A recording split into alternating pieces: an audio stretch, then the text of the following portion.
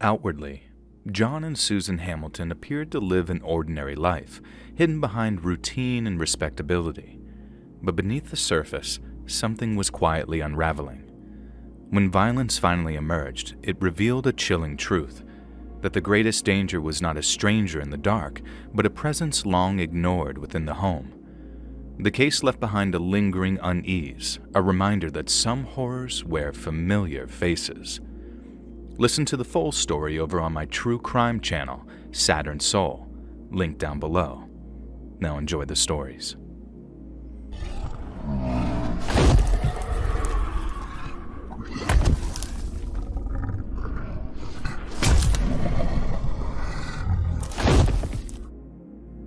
My name's Annie. I'm from Pittsburgh, Pennsylvania, but for the last 20 years or so, I've been working as a wetlands ecologist down here in Florida's Big Cypress National Preserve. And after I got my degree in environmental science up at UPenn, I moved down to Florida to do a master's on, and this is putting it as simply as possible, how water levels mess with cypress domes. And then after a few years filling out wetland permits and monitoring on behalf of state agencies and consultants, I spotted an NPS job on the USA Jobs website. Government research jobs are always uber competitive, mainly because you get paid to do the thing that you're super into all day, but that doesn't stop anyone from throwing their hat into the ring, myself included. And with my fieldwork experience giving me an edge, I managed to land a permanent spot at Big Cypress. My work involves a lot of staring at spreadsheets and liaising with state agencies, but I get to do a fair amount of field work too, which has always been my favorite. Sometimes I'm out there tracking water levels or hunting and mapping invasives like the Brazilian pepper, and then sometimes I help plan prescribed burns to keep the pine woods healthy, or I'll do counts on wading birds or alligators, trying to figure out if the canal plugging and rehydration projects are actually working and aren't just a waste of time and money. It's hard, sweaty work, and the bugs are by far the worst part. But keeping this wild piece of land healthy makes it worth all the blood, sweat, and tears, even when things get dark out there. And this is the story of the darkest, most disturbing incidents of my entire career. Whenever we're doing field work out in the deep swamps, we rely on airboats to get around, and at the time, mine was a 14-foot aluminum flat bottom powered by a big old aircraft engine with one of those big propeller cages on the back. You probably know the thing. It was loud as hell, but that kept the gators away from the boat, and since it could get you places a more traditional boat couldn't, it was much more preferable to paddling out in a canoe, especially for stuff like collecting mud samples.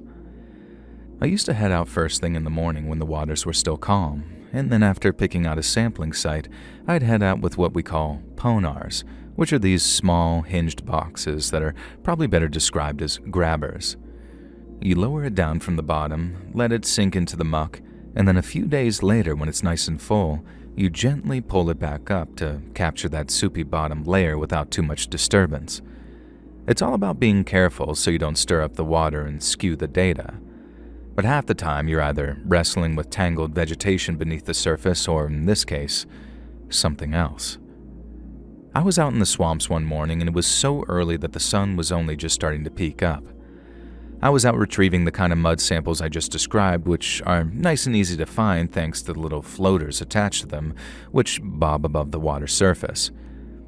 I'm heading from site to site on my boat, carefully hauling them up and then moving on to the next. The water was still, the bugs weren't bothering me as much, and the only sounds out there were the occasional bird call or gator splash, and so everything else felt nice and peaceful. Collecting those grabbers was going well too, at least until I got to my fourth, which I felt a snag as soon as I tugged on it. It wasn't unusual for a cord to get caught on a root or cypress knee, and I had a pretty foolproof technique of giving the cord a little slack so I could untangle it. But on this occasion, even after plenty of slack and swaying, the cord still wouldn't budge. I leaned over the side and looked down into the murky water. I'm not sure why, I sure as heck couldn't see anything. I guess I was just wondering what had gotten it so stuck. I gave the cord another couple of wiggles, but as I'm doing it, I was thinking, it can't be a cypress knee. It couldn't have been any roots either because I was too far out from the banks. But still I wiggled the line, hoping that the sample wouldn't spill, until suddenly it came loose with a kind of popping sensation. I breathed a sigh of relief and then began gently pulling the grabber up to the surface. I pulled, and I pulled, expecting to see the box appear at any moment, but something bigger appeared first and floated right to the surface in front of me. And when I realized what it was, I flew back into the boat so hard that I'd probably have capsized it if it were a canoe. I thought it might have been a dead deer or hog or something at first, but to my horror, and on closer inspection, I saw that it was no animal. It was a human. It was extremely bloated, rotten to the point of being a bluish-greenish color, and missing its legs below the knee. But even with all that decay, I could tell from its size that the corpse had belonged to a child of approximately 6 to 8 years old. Thanks to the gators, fishes, and turtles that had been eating away at it, the damage and decay were so extensive that I couldn't tell if it was a little boy or a little girl. And the skin looked like it was sliding off in places, and in others, what remained of its flesh was so infested with bugs that it literally looked like it was moving. The face was half caved in, with empty eye sockets looking back at me, and dark tufts of mud-slick hair on what little was left of its scalp. It was festering and covered in slime and mud, and the smell, Jesus Christ, it was like it hit me in the face with this wall of sour rot tinged with swamp gas and death. I tried to stop myself, but it was no good, and I ended up puking my breakfast over the other side of the boat. And then, even after I managed to catch my breath and somewhat got myself together, I was still in a really bad way. I should have called it right there, but I'd never seen a dead body before, let alone one belonging to a child. And so I guess I kind of lost my mind for a minute or two, because all I wanted to do was to get the hell away from that body no matter what. I drove the boat back to the dock, tied her up, and then walked straight to my car and drove home still in shock. And it was only once that I'd taken my second shower to try and get the stink off of me that I realized that it was all in my head, and I burst into tears.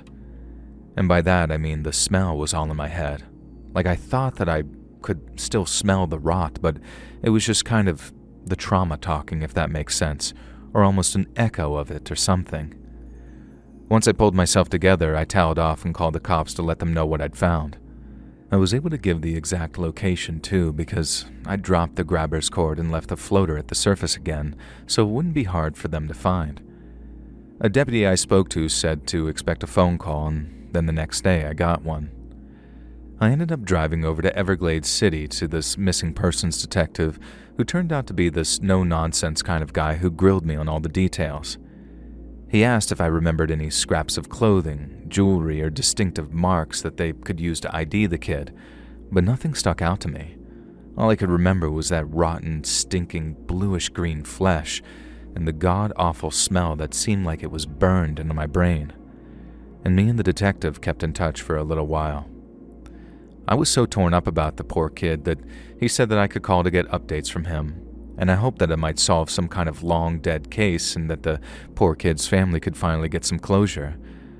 But when I finally did get some news, it wasn't good. The level of decomposition was so advanced that there was no recovering any usable DNA. There was also no missing kid reports that matched the area or the timeline, so the kid was eventually buried as a John/Jane Doe, and the case went cold. I've been devastated. All the nightmares I had, being constantly distracted by the memories of it, I thought that it might all be worth it to put an end to some horrible chapter in a family's life. But for it all to be for nothing, and for that poor kid to remain nameless, it just tore me up inside. Even now, all these years later, I remember that poor kid sometimes when I'm out sampling, wondering what the hell happened. Was it some kind of accident, or was the poor kid murdered? And what of their family? I bet they'd have given just about anything to know what happened to their child, even if it was such a terrible ending to such a short life.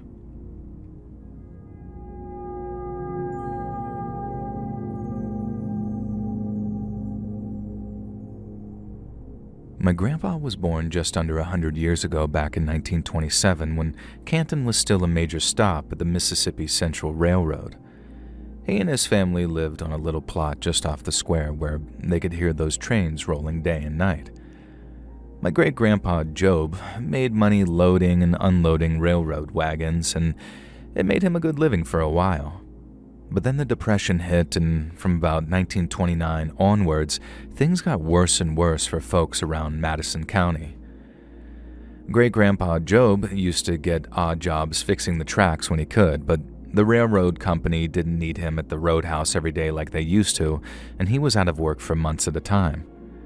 My great-grandpa took to washing and ironing for $1 or $2 a load from the better-off families in town, while us kids, me and my 2 sisters, helped tend a garden of okra, green beans, corn, and tomatoes. Supper was mostly cornbread and whatever stew meat they could afford, and sometimes money got so tight that they'd water down condensed milk for the little ones and mashed up leftover greens and water to make a kind of grassy soup, which everyone hated.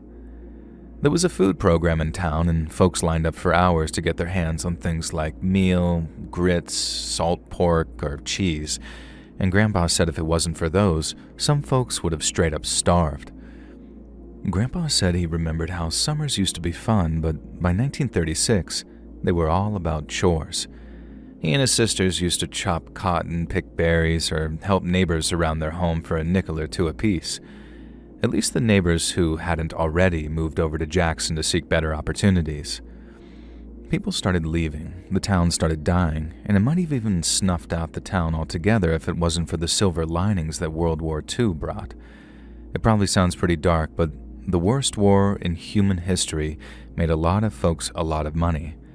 Not least the fighting-age men around Madison County who were itching to get back at the Japanese with Uncle Sam lining their pockets. The railroads were busier than ever, and for a while my grandpa got to work shifts with his dad, loading and unloading railroad cars down at the roadhouse. And it seemed like things were finally starting to look up. But right as they were, some really sinister stuff started happening around town. It started when a whole bunch of German prisoners of war got moved into a place called Camp Clinton just south of town. Grandpa said that there were about 3,000 POWs in total, and he'd sometimes see them working farms or resurfacing roads while under armed guard. People whispered about them, said they were dangerous, and that if they ever broke out somehow, that they might descend on Canton and wreak murder. And I guess people were just scared is all, because there was never any mass breakout attempt down at the camp.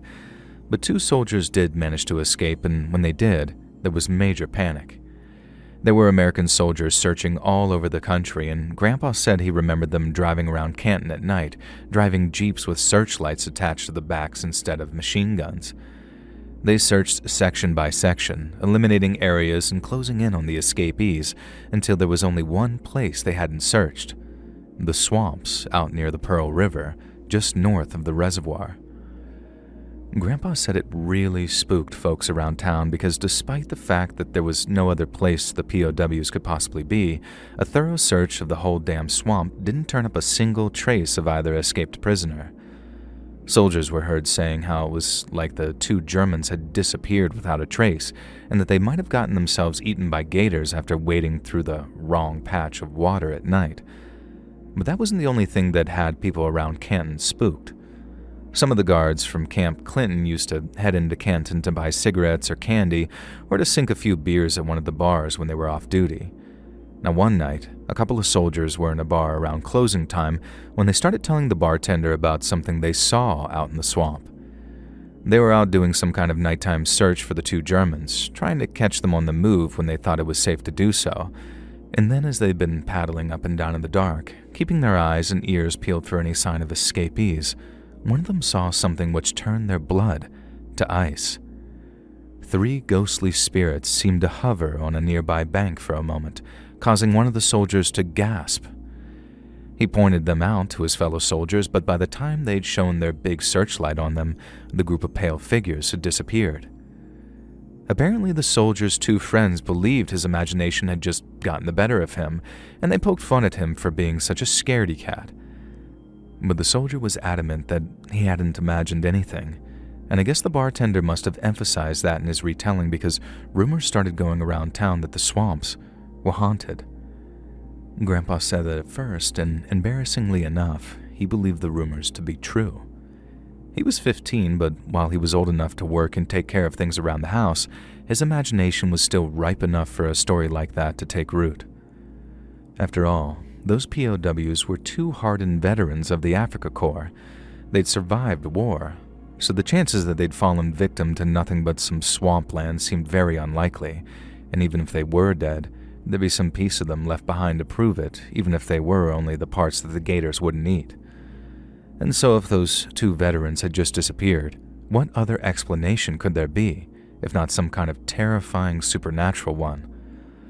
Folks started warning their kids to stay away from the swamps, and even some grown adults stayed away from the area at night, but not everyone did.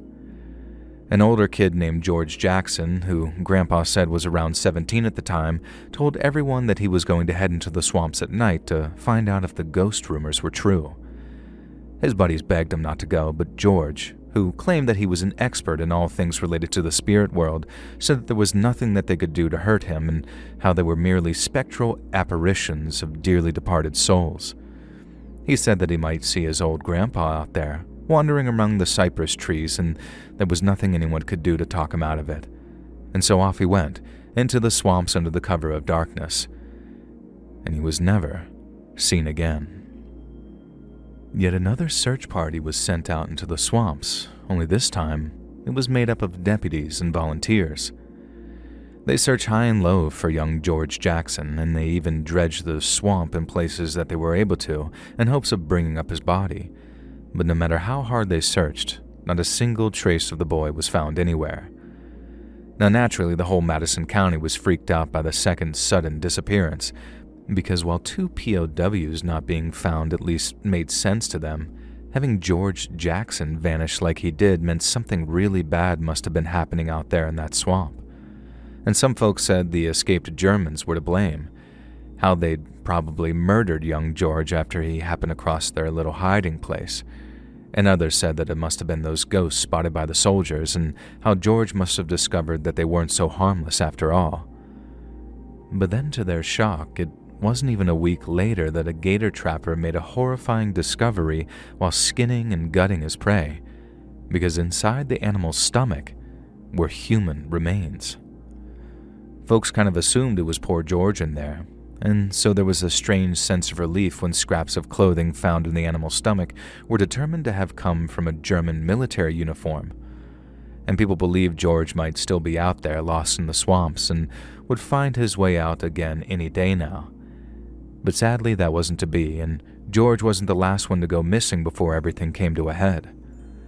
About a week after the German POW's body was found by that gator trapper, a man was driving through the area at night when he stopped his car at the side of the road that ran parallel to the swamps.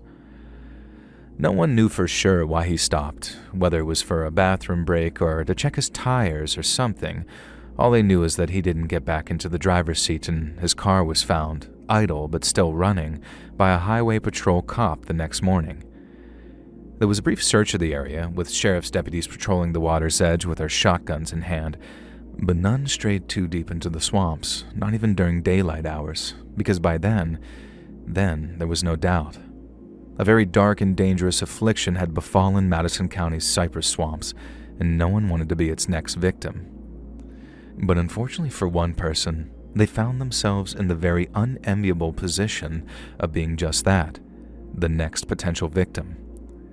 Waylon Jones was in his 20s at the time, and thanks to a medical condition, had been rejected from joining the military and serving overseas. He made money by helping out women whose menfolk had gone over to fight in Europe or the Pacific, but it seems old Waylon's mama forgot to impart a very valuable lesson to him, and that was not to touch what didn't belong to him.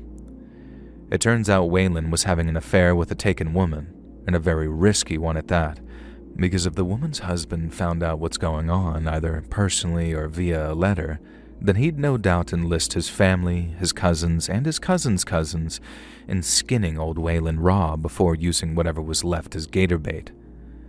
Waylon's lover lived over in Sand Hill, and he'd go visit her after dark.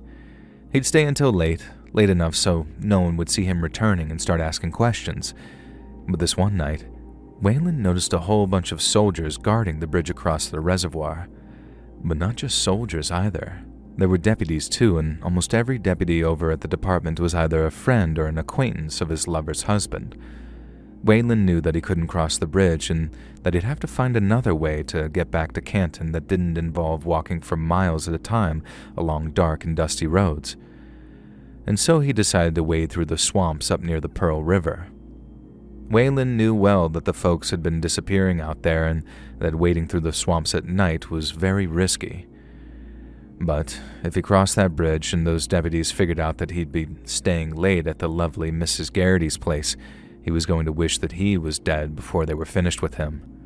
And so, he chose the swamps instead. Wayland said he'd never been so frightened in all of his life, knowing that he might just run into whatever evil was inhabiting the swamps face to face. He moved quickly and as quietly as possible, making sure to give any gators a nice wide berth, and then about halfway through, he started hearing this voice carrying through the trees. Wayland said at first it was nothing but a whisper, and he figured it might just be a gator hissing off in the distance. But then he heard it again, and that time it was clear as crystal. Someone off among the trees was saying, "Help me." Wayland said he froze on the spot, knowing that he should run, but also knowing that he wouldn't be able to live with himself if he did. He didn't have any scruples about lying with another man's wife, but apparently he wasn't all bad, because instead of just running off and making sure his own skin was saved, he went creeping off into the direction of that voice, the one saying, "Help me, anybody, please," over and over. Wayland said he crept forward with nothing but the moonlight to guide him, when he suddenly saw a figure right next to a tree, standing on top of what appeared to be some kind of rickety old chair. The man was naked as the day he was born, and even in the moonlight, Wayland could see how badly the man had been beaten, and possibly even tortured too. He said his body looked like a road map of cuts and purple bruises, and that his face was so swollen that at first it was impossible to recognize him. But then as he got close, Wayland realized who it was. It was young George Jackson. But when Wayland asked what the hell had happened to him, all George said was, "I'm sorry," just as Wayland noticed the rope around his neck. Suddenly, a leg flew out from behind a tree, kicking away the chair the naked George was standing on before the air was filled by the sound of the poor boy choking to death. And before Wayland had a chance to cut him down with the knife that he was carrying, he was set upon by a trio of white, ghostly figures who maintained absolute silence as they tried to wrestle him to the ground. Wayland was beaten and strangled as his attackers tried to pin him to the ground, and he realized that they were not trying to kill him, not yet anyway. Instead, they wanted him alive. He later said that they believed that they caught him unawares, but Wayland was already holding his knife when they attacked, and so no sooner had they laid hands on him, but Wayland started swinging the blade wildly, slashing and stabbing at all three attackers. They were evidently unprepared for such violent resistance, as Wayland managed to best two of the men before the third one ran off into the swamps, still bleeding from the cuts Wayland had given him. But the thing that really gives me the creeps, and that gave my grandpa the creeps upon hearing this story, was how those three attackers didn't make a single sound, even when Wayland drove his knife into one of their chests. And that's all besides what those three men look like, which is something else which has given me the willies, even since the day that I heard the story told. Much like the so-called spirits that soldier thought that he saw out in the swamps while he was looking for those German POWs, the bodies of the men who attacked Wayland appeared a bright white. It turns out that before they'd go hunting for people out there, they'd strip down to their drawers and paint their bodies with paste made out of water and white chalk. But neither Wayland or anyone else around town, including the sheriff, could figure out why those monsters stayed quiet the whole time. I call them monsters only because my grandpa used that word, but he made it clear that they earned that nickname through their actions alone and not entirely their appearances. They were just men, flesh and blood like you and me, But since nobody claimed them as kin or even claimed to have seen either man before in their lives, nobody figured out who they were or where they're from. It was like they just appeared in those swamps with the sole purpose of capturing, torturing, and killing folks in the worst ways imaginable. As you can imagine, the whole Madison County was in conniptions over Wayland's story, not least because a bunch of deputies were able to head out into the swamps, find those chalk-painted bodies, and confirm his story was true. Some folks said that they must have been the German POWs because who else would go about murdering people like that and doing such strange things and painting themselves white? It sure explained why no one recognized them too. But officially, Camp Clinton would admit to no other escapees and insisted the murderers could not have been German captives. But if that really was true, then who the hell were those murderous animals out there? All kinds of rumors went around among my grandpa and his friends, how these men were really monsters or children of the swamp and other such nonsense like that, and he said it made it all the worse by the lack of any kind of official story. Now this was way back during the war, so the Office of Censorship was in full effect. They'd already sent letters around to every newspaper in the country advising them to keep their stories positive or face closure. And this meant the editor of the Madison County Herald didn't dare print the story of what happened out in the swamps or the stories of the folks who went missing. And that meant that no one really knew what happened out there for many years, till the Office of Censorship closed at the end of the war, and people were able to piece together what had happened, my grandpa included. Grandpa ended up moving away from Mississippi to seek his fortune elsewhere. But as long as he lived, he never forgot the story of poor George Jackson, those German POWs, and the ghostly figures who made the swamps their human hunting grounds.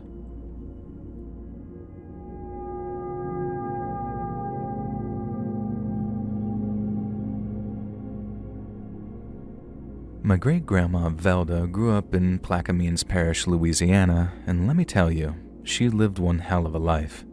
She was born in 1901, a week after the August hurricane, and her mother called her a miracle baby and said the only reason God saw fit for her survival was to give birth to the most beautiful baby that had ever been born, save for Jesus, of course. And when she was 4, she survived the yellow fever epidemic that killed hundreds, if not thousands of people, and once again, her mama called her a miracle baby because the fever didn't take any of her family. Naturally, Grandma Velma had no memory of all that, but she did remember the Grand Isle and New Orleans hurricanes that hit when she was 8 and 14 respectively. And then came World War I and the Spanish flu, which killed almost 3,500 people in New Orleans alone. She survived the floods, the droughts, the depression, and lived through a whole bunch more wars, and she had plenty of good stories to tell. But perhaps the most memorable she ever told me was one from Prohibition times, when moonshiners and bootlegging rackets were all over the Louisiana coast. Back then, life was really hard for people in the belly of the bayou. Early mornings meant 5 a.m. in the summertime, 6 a.m. in winter, with cockerel cries and yells of Allen's boo from Cajun mothers. Folks were poor too, really poor, so Grandma Velda used to go out on pirogues with her older brother, trapping muskrat or hauling in redfish and speckled trout while their daddy was at work. Now folks mightn't have had much money, but they still wanted to party, so there was a rich tradition of brewing up homemade wine or straight-up moonshine so people could have something to drink while they danced and fiddled till dawn. But then Prohibition hit, and when the moonshiners moved their operations out into the bayou, the Bureau of Prohibition followed them, and then what followed was a bloody game of cat and mouse. The chief of police tried to keep his boys out of what was turning into a bloody battle of attrition between the Bureau and the bootleggers, but that could only last so long. One night, one of the parish police officers came stumbling through the door, having been shot through the gut by a bootlegger he'd been unlucky enough to stop. The officer hadn't even been looking for bootleg liquor. He just wanted to make sure that the driver wasn't drunk since he was driving so late. But since the bootleggers were in their total war mentality after fighting the Bureau so intensely, the man just reached for his pistol, shot the officer through the stomach, and then drove off. The man's fellow officers tried rushing him to the hospital up in New Orleans, and word has it he's alive and talking when they got him there. but sadly he lost way too much blood during surgery and he passed away on the operating table. The chief and his boys were furious. They didn't agree with prohibition, not just because they respected the tradition of home brewing, but because they enjoyed a drink or two themselves. And this meant at first it was their unofficial policy not to enforce it. But after one of their officers were killed, that all changed. The chief of police, a man named Henry Herbert, knew that the key to beating the bootleggers was winning the parish's trust. Not that the people didn't trust him to enforce the law, they just didn't trust that he could keep them safe from men who rode by night to seek retribution against those that had wronged them. See, the bootleggers owned the night, and they ruled by fear and mistrust. Everyone knew that anyone working with the Bureau would end up having some kind of accident, or in more serious cases, have their brains blown out while they slept to send a message. But no one knew exactly who was in the bootleggers' pay and who wasn't. See, it wasn't just a hardcore group of old Cajuns hiding out in the bayou. They had friends and relatives looking out for them, as well as paid lookouts who only wanted to make a few bucks. And that meant that there were never any tips, never any sightings or witnesses, and why the bootleggers were always one step ahead of the law somehow. But this led Chief Herbert to do something pretty radical. He approached the New Orleans Temperance League, a very well-funded group which promoted sobriety, and asked them to sponsor a reward system for anyone who helped bring the bootleggers to justice. Unsurprisingly, the League was only too happy to help, meaning Chief Herbert was able to ride up and down Plaquemines Parish, announcing rewards for anyone who approached his officers with information. And at first they got nothing but a handful of bogus reports intended to throw them off. But then one of the parish officers approached the chief, talking about a girl down in Potash who wanted to talk to him about the bootleggers. He said it was real important, and what she had to say involved one of the lead bootleggers having an after-hours sit-down meeting with a wealthy New Orleans financier in the saloon she worked at. There was just one condition. She would only talk if they gave her a ride up to Belle Chasse in the middle of the night, after guaranteeing the safety of both her and her family. Chief Herbert gave the officer the go-ahead to drive down to Potash in the middle of the night and deliver the girl to safety. But that very same night, when the officer arrived at the girl's home, they found her mama in a state, talking about how she hadn't come home that evening. She wasn't missing for long, the poor thing. She showed up the next morning when a fisherman up near the town of Empire spotted her body floating in the Mississippi. And the whole parish was as horrified as it was furious, but they didn't need to ask Chief Herbert to do anything about it, because he already had a plan. He was going to head out into the bayou with a handful of his officers, find the first bootleg liquors still they could, and then blow it up to smithereens with some dynamite that they brought along with them. And if there were any bootleggers unlucky enough to be around at the time, they were going to face Chief Herbert's wrath. The chief waited a couple of nights, long enough for the bootleggers to start feeling safe again. And then he gathered up half a dozen of his officers, armed with rifles and shotguns as well as their sidearms, and then led them out into the swamps under the cover of darkness. The chief knew the area well, and the men he'd picked to join him were all accomplished outdoorsmen. They crept through the bayou on cat's paw, slowly getting deeper and deeper until they couldn't see lights from the parish townships anymore. They stayed quiet as mice, avoiding patches of mud and water while never once daring to shine a light or talk louder than a whisper. And then after maybe an hour or two more, they smelled wood smoke and realized that they were close. Chief Herbert and his boys kept on moving till they found a moonshiner's shack, and then they slowly closed in till they had it surrounded. Then on the chief's signal, they rushed the shine shack with their weapons at the ready, only to find it empty. There was a fire burning under the still, and even a whole bunch of mash in there slowly brewing up, but there were no moonshiners.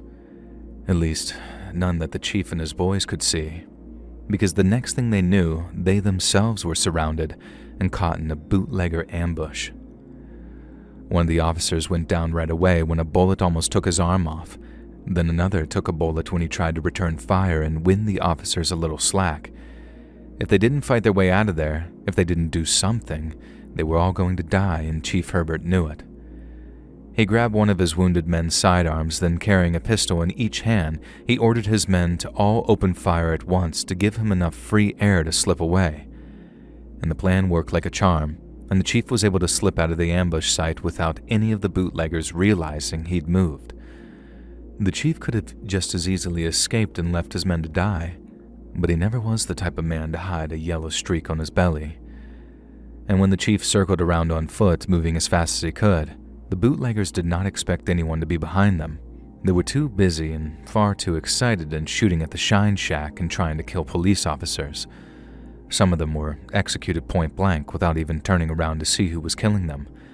The chief killed one bunch and then ran on to the next, taking each group from the rear so they didn't even know what was hitting them. And then slowly but surely, as the ambushers were put down, till the rest realized the game was up and they fled into the darkness of the bayou. Once reunited with his boys, Chief Herbert ordered one to escort both wounded men back to the parish, and then after that, he and his 3 remaining officers ran roughshod through the bayou, blowing up shine shacks and shooting down bootleggers like they were a bunch of wild Indian braves. They'd stayed out there for a whole nother night too, running on pure adrenaline and their love of justice. And then, when all was said and done, the chief could boast that 11 shine shacks had been blown to bits. Upon his return to Belchase, the chief told his wife to take their young daughter and go find some place to hide out in New Orleans. The bootleggers, or at least what was left of them, would no doubt seek their revenge against the chief and his men, and he didn't want his kinsfolk around town when they did. He put them in a car and covered them with blankets too, so folks couldn't see what or who was being transported. And then after that, he went and got himself a few hours of sleep before he and his boys went back out in the bayou to do it all over again.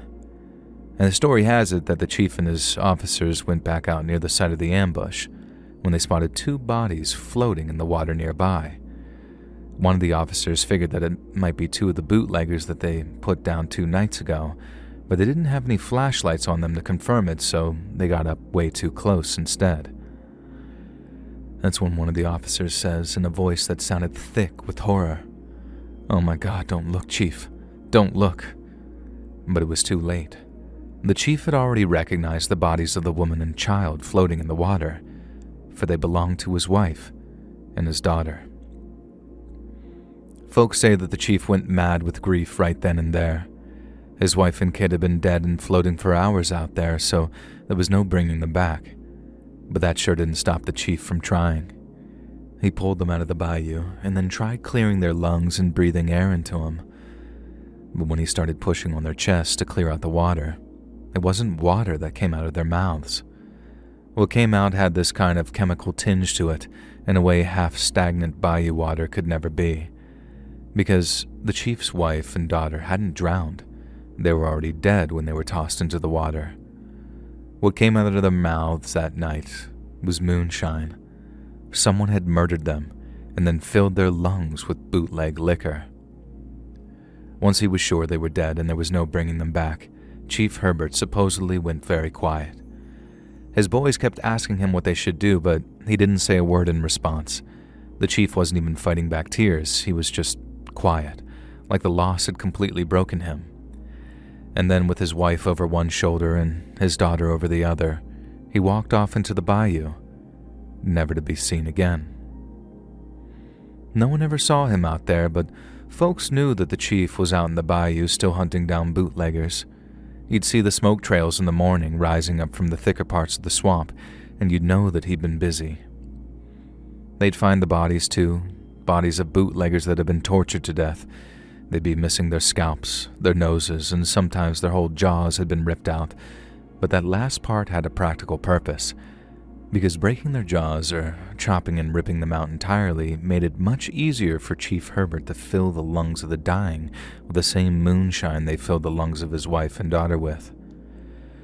The killing and burning continued for a few weeks, and all the while, people would be heading out into the bayou trying to find him and bring him home.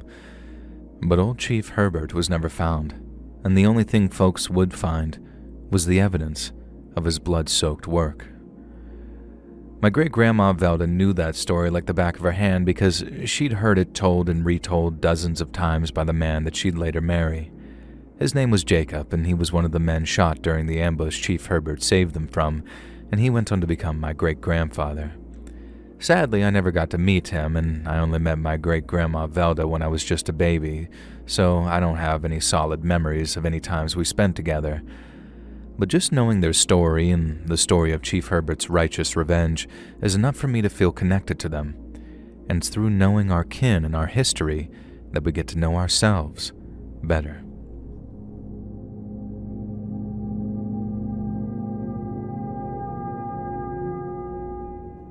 Hey, Let's Read, big fan. I think I got a fishing story of mine that you might enjoy, and I know fishing ain't exactly the scariest of subjects outright, but I promise you, this one's got some bite to it. Many years ago, my friend, this old pal Earl, went out fishing in the Great Dismal Swamp out here in North Kakalaki. Now, for those that don't know, the Great Dismal is basically a huge stretch of murky water along with these cypress trees, Spanish moss, and humidity that's so thick it feels like the air is weighing on you. It's a really beautiful place when the weather's fine, but it's wild too, and while that definitely helps give it an almost creepy sort of vibe, it sure is a fine place to catch some fish, I'll tell you. Now, it was September, and one of those overcast, drizzly days that's perfect for fishing, and so we figured that we'd head out with our John boat, our rods, and a cooler full of bait to see what we could bring home. Now, I had some night crawlers and some stink bait that I whipped up myself. Then, of course, we brought along a six-pack or two of them cheap beers to make the hours slip past a little quicker. And to us, there was nothing better than sitting out there, lines in the water, waiting for a bite while we talked out all of our problems and just watched the world go by. And so we went out whenever we could, especially when the weather was right for it, and that day was no different. We pushed off from the bank around 9:30, motor chugging away as quiet as we could to make it so that we didn't spook away all the fish. And someday when the weather's nice, the Great Dismal can be a real pretty place. But on days like that one, where there was nothing but light rain and gray clouds overhead, you can bet your ass it earned its name. It gets so dismal that it for real gets a little creepy at times, especially when it's all quiet and there's nothing but the sound of bayou bugs buzzing near your ear while they try to drink your blood. We both used a ton of bug spray, and that mostly did the trick in keeping them off you. It's creepy as hell knowing that there are little vampires flying around, but having so many around means you're in prime catfish territory, because when the rains come down and the bugs start hitting the water, it's feeding time. And since we'd grown up together, Earl and I had been fishing together since we were small, and so we knew all the spots. We anchored up in this little cove where the water was still deep, and then started casting out our lines. We got a couple of small ones right off the bat, nothing to write home about, but enough to get us hungry for bigger and better fish. Things were going just fine till Earl was telling me about the time he hooked a bass as big as a hog over at Fontana Lake. And in the middle of the story, he made this big gesture to show me how he did something, and he knocked his beer off the edge of the boat and into the water. It hit the water and started sinking fast with the bubbles trailing up like they were mocking him. But then Earl, being the stubborn son of a gun that he is, wasn't about to let a perfectly good cold one go to waste. He whipped off his boots and socks, took his shorts off, and then hopped into the water. I think he figured the water would be no higher than his waist because in most places the swamp's nice and shallow, but we must have drifted off into a deeper spot because when he dropped, the water went all the way up to his chest. I'm laughing at first, saying that I hope that beer was worth getting soaked, and then, as he's wading over to where the beer was, something knocked him off balance, and he let out a scream. The water near him starts churning up like a washing machine on spin cycle, and Earl's arms were flailing all wild before he yelled out, "Something's got me." My heart jumped into my throat because I'm thinking it was a gator maybe, or one of them big water snakes that lurks in the roots. I grabbed an oar, ready to whack at whatever it was, and leaned over the side ready to swing, but as I did, Earl came leaping towards me through the water with one of his hands reaching out towards me. I grabbed his hand and hauled him up onto the boat, and then he just kind of laid there gasping with his face red as a beet. He's drenched from head to toe, breathing heavy and letting loose a string of cuss words that'll make a sailor blush, and I asked him what the hell had gotten him, and he just shook his head like he didn't have a clue. Then we cranked the motor and peeled out of there faster than scalded dogs. Now, once we were back on solid ground, safe and sound with the boat tied up, Earl rolled up his pant leg to check the damage. There was this big, ugly red scrape running across his calf, raw as hell but not bleeding too much. Those weren't no regular teeth marks either, not the ones that you might expect. They were rough, like somebody took a sheet of sandpaper and rubbed it hard across his skin a bunch of times. I know those kind of marks anywhere, because they come from a catfish bite, and there ain't no mistaking it. But here's the kicker. The span of that bite went from knee to ankle on the back of his leg, meaning the catfish had to be pushing at least 12 feet long to make a mark that big. But that doesn't make a single lick of sense, because there's no flathead or channel cat in those swamps that can get anywhere near that size. The record around here is maybe 5 or 6 feet on a good day. But that thing, it had to be a goddamned monster. And since swamp waters are full of all kinds of nasty bugs and bacteria, neither of us were about to take any chances with a wound like that. And so after getting Earl into the truck, we hauled ass over to a hospital. It was a real bumpy ride at first because we had to get off the back roads, and the whole time Earl was complaining about how his leg was throbbing like a bad tooth. And we got to the ER, checked in, and then the doc took a look at Earl's leg. He obviously didn't need any stitches, but it turned out his tetanus shots were way overdue. They jab him with a fresh one, and then while we're sitting at the sterile waiting room, Earl can't keep his mouth shut. He starts regaling the nurses and anybody who will listen with the whole story. Now the beer drop, the underwater tussle, and how we thought that it was a giant catfish that nearly made him miss supper. Now people started chuckling at first, thinking it's just another fish story. But then he started telling it back home too, and in a small town like ours, word gets around fast. And when it did, it was like we lit the fuse on some powder keg. And by that weekend, half the county was abuzz with talk of some legendary catfish hiding out in the Dismal. Fishermen from all over started flocking to the spot we described, and not just amateurs either.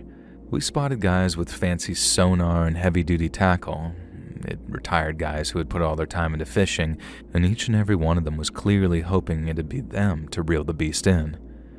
It turned into a full-blown fishing frenzy with coolers and beers and campfires on the banks. Local bait shops ended up selling out big hooks and line, and even local news picked up on it, saying it was the Dismal Monster Hunt. Now, Earl and I stayed clear, laughing about the chaos we started. But as the days dragged on and nobody hooked the thing, folks started turning skeptical.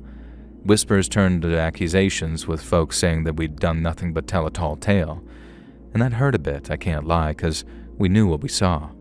Earl's bite mark healed up just fine, but that old catfish, he's probably still down there in the depths, growing bigger by the year. Those things can live 80 years easy, some say even longer, and so one day, mark my words, somebody's gonna cross paths with it again. But until then, Earl and I will just keep our story between friends, knowing the truth is out there, lurking quietly in the Great Dismal. Hey friends, thanks for listening. Click that notification bell to be alerted of all future narrations. I release new videos every Monday and Thursday at 9 p.m. EST, and there are super fun live streams on Sundays and Wednesday nights. If you got a story, be sure to submit them over to my email at LetsReadSubmissions@gmail.com, and you might even hear your story featured on the next one. And if you want to support me even more, grab early access to all future narrations and bonus content over on Patreon, or click that big join button to hear about the extra perks for members of the channel. And check out the Let's Read podcast, where you can hear all of these stories in big compilations located anywhere you listen to podcasts. I also have a true crime channel called Saturn Soul. All links in the description below. Thanks so much, friends. And remember, fish don't feel.